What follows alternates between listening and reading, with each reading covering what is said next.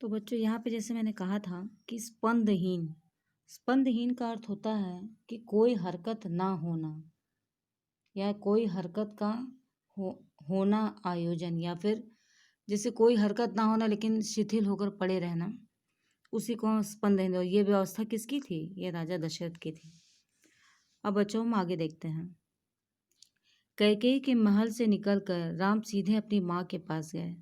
उन्होंने माता कौशल्या को कैकेयी भवन का विवरण दिया और अपना निर्णय सुनाया। राम वन जाएंगे। कौशल्या यह सुनकर सुध खो बैठी।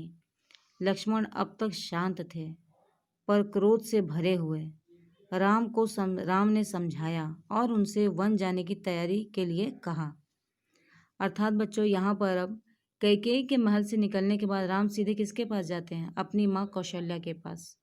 उन्होंने माता कौशल्या को कैकेयी के भवन में जो जो हुआ था वो सारी बात उनको बताते हैं और वो अपना स्वयं का भी निर्णय देते कि अब मैं वन जाने की तैयारी करने जा रहा हूँ, आज ही मुझे वन के लिए निकलना है।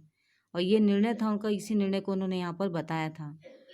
राम वन जाएंगे और ये कहते हुए कौशल्या के राम वन जाएंगे। कौशल्या यह सुनकर सुध खो बैठी। अर्थात कौशल्या को जब ये बात पता चलती है तो वो अपनी अवस्था में नहीं होती है और वो अपनी अवस्था से बेचैन होकर सुध खो बैठती है, यानी अपने होशो हवास में नहीं रह पाती है। लक्ष्मण अब तक तो शांत थे। लक्ष्मण क्या थे? लक्ष्मण का स्वभाव बच्चों हमेशा क्रोधित रहा है। वो बहुत आवेग में बहुत जल्दी आ जाते हैं।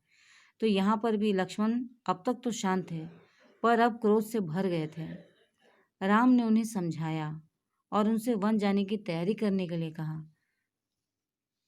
कौशल्या का मन था कि राम को रोक ले, वन ना जाने दे, राजगद्दी छोड़ दे, पर वह अयोध्या में रहे। उन्होंने कहा, पुत्र, यह राजाज्ञा अनुचित है, उसे मानने की आवश्यकता नहीं है। अर्थात कौशल्या यहाँ पर ये कह रही हैं बच्चों कि कौशल्या का मन नहीं है कि मन तो था कि वो राम को रोक ले और वो राम को वन ना जाने दे। हाँ, भले ही वो राजगद्दी छोड़ दे पर वो अयोध्या में ही रहे। उन्होंने कहा भी ये बात राम से भी कही कि पुत्र, यह राजाज्ञा अनुचित है, यानी जो राजा की जो आज्ञा आई है तुम्हें, ये गलत है, उसे मानने की कोई ज़रूरत नहीं है। लेकिन राम ने क्या कहा बच्चों? देखिए, राम ने उन्हें नम्रता से उत्तर दिया, यह राजाज्ञा नहीं है, पिता की आज्ञा है। उनकी आज्ञा का उल्लंघन मेरी शक्ति से परे है। देखो बच्चों, ये कितनी बड़ी बात है कि राम ने उन्हें नम्रता से उत्तर भी दिया है। राम नम्रता के साथ, यानी बहुत शांत और धीर के साथ अपनी माता को प्यार से समझा रहे हैं कि माता, ये राजा का आज्ञा नहीं है, ये तो पिता की आज्ञा है ना। और पिता की आज्ञा का उल्लंघन करना है।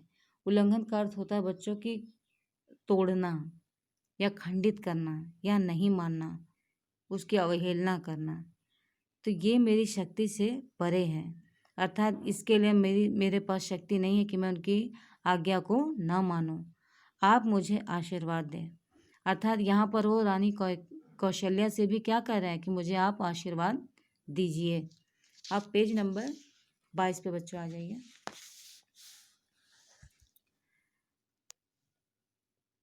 लक्ष्मण से राम का संवाद जारी रहा। राम ने वनगमन को भाग्यवश आया उलट फेर कहा। अर्थात लक्ष्मण के साथ राम का संवाद जारी रहा। लक्ष्मण हर एक प्रश्न को पूछते और राम उसके उत्तर को देते हुए उनको समझाते हुए रहते। राम ने वनगमन को भाग्यवश आया उलट फेर कहा। और राम ने वनगमन की जो अचानक आई हुई यात्रा थी उसके लिए उन्होंने उलट फेर कहा है। उलट फेर का अर्थ ये होता है कि अचानक से कोई चीज़ घट जाना, या जो चीज़ थी वो अपनी जगह पर ना होकर यहाँ वहाँ चली जाए, तो उसी को उलट फेर का यहाँ वो रूप दिया गया है। और लक्ष्मण क्या थे? लक्ष्मण इससे सहमत नहीं थे, वे इसे कायरों का जीवन मानते थे। अर्थात लक्ष्मण उस बात को सहन नहीं कर पा रहे थे और वो इसे कायरों का अगर हम इसे मान जाते हैं तो हम कायर हैं। वो अपने आप को ही कायर कह रहे थे कि ये तो कायरों वाला जीवन हो गया ना। कि अगर हम उस बात को करके और चले जाएं तो ये तो कैरों की भांति हमारा जाना हुआ। मतलब किसी भी रूप से वो इस बात को सहजता से मान नहीं पा रहे थे और राम उन्हें इसी बात को बार बार समझा रहे थे।